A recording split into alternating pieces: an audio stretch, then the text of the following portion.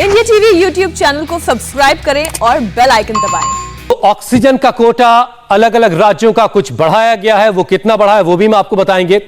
तो ग्राफिक्स के जरिए हम जरा आपको दिखाते हैं कि क्या सूरत हाल इस वक्त है। ऑक्सीजन की कमी पर दिल्ली हाई कोर्ट ने सख्ती दिखाई है।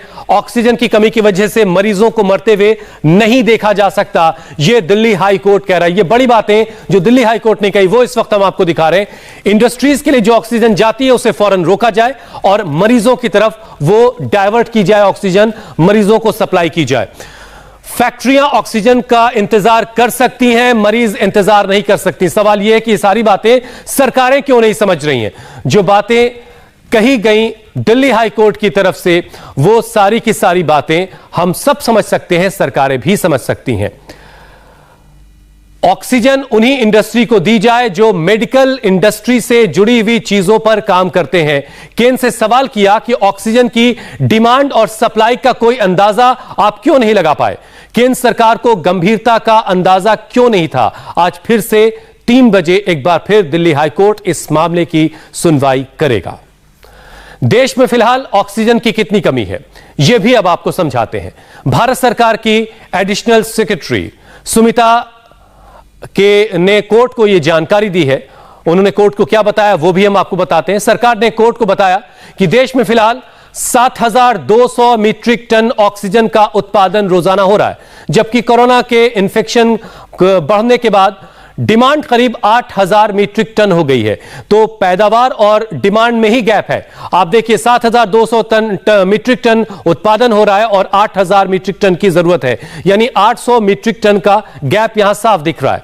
कोरोना मरीजों की वजह से बढ़ी मांग और देश भर में ऑक्सीजन की कमी दूर करने के लिए सरकार अब एक्शन में आई है।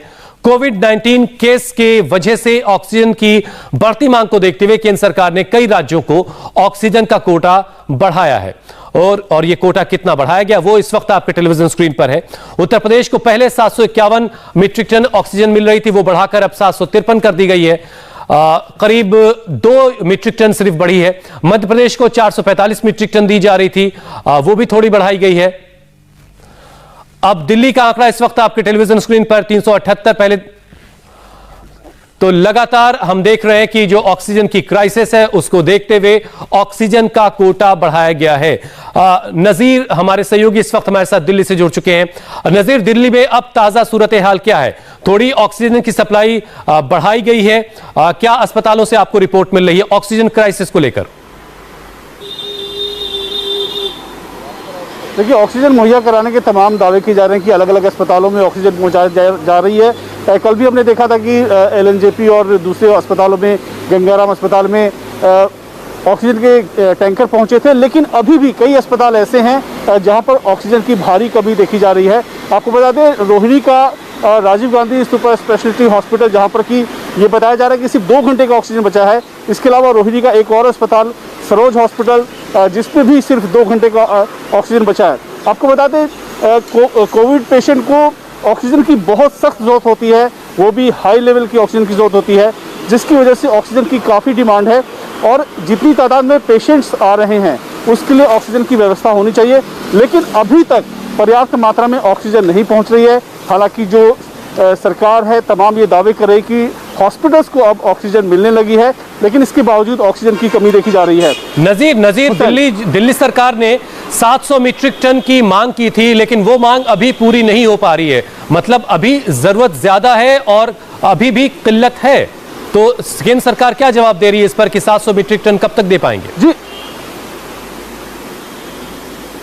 देखिए, अलग अलग सोर्सेस से जैसे मैंने बताया कि ऑक्सीजन की सप्लाई पहुंचाई जा रही है। देर रात भी कई अस्पतालों में ऑक्सीजन पहुंची है। हमारे साथ एक शख्स है जो कि भटक रहे हैं, उनके पास पेशेंट हैं, लेकिन न तो उनको अस्पताल में जगह मिल रही है, ना ऑक्सीजन मिल रहा है कि वो अपने पेशेंट को किसी तरह से रख सके।